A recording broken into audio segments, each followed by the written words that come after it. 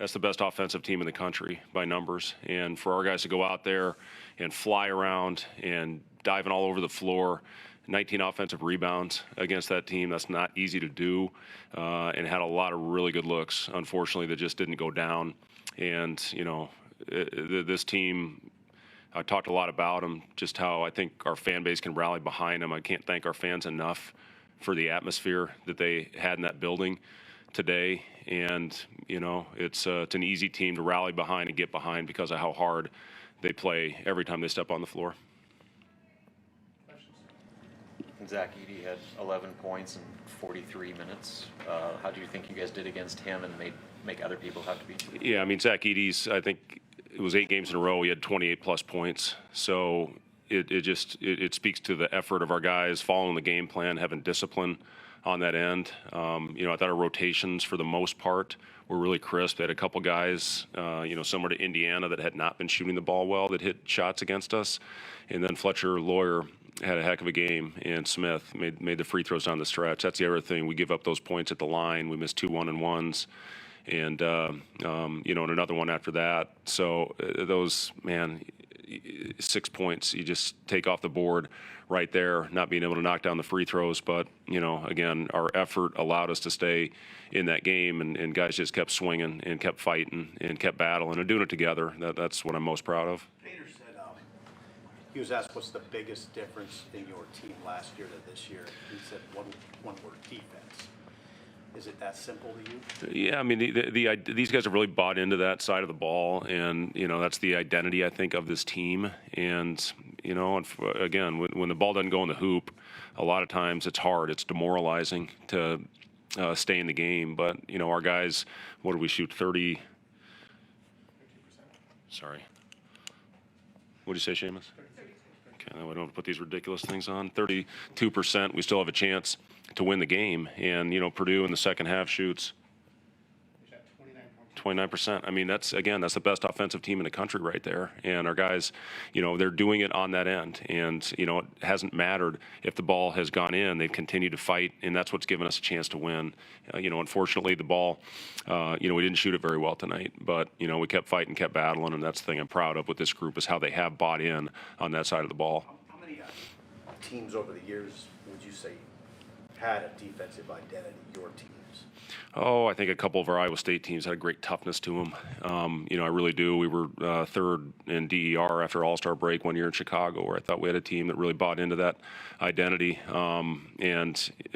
This team here obviously is the best defensive group, and that was a big part of the offseason, was trying to get guys that had length, that had a toughness factor to them, and that came from winning. And you look at Sam; he's played in the NCAA tournament.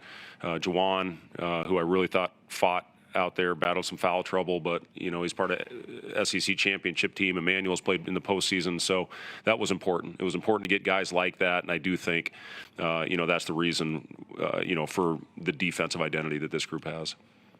Make it repeat stuff, but did you feel like there were times where you're just like that one shot away, like at the possession in regulation, where like 4 or 5 opportunities? Yeah, I thought we had some really good looks. Again, I give our guys credit for continuing to go after the ball in the offensive glass and continue to get looks. We had some really, really good opportunities. I thought Casey may turn down one, dribbled into it, but that's a shot he can hit, that little floater, and then had some wide open ones, unfortunately, that just didn't go down. What goes through your mind on that possession where you had like 4 or 5 offensive rebounds and none of the shots go in?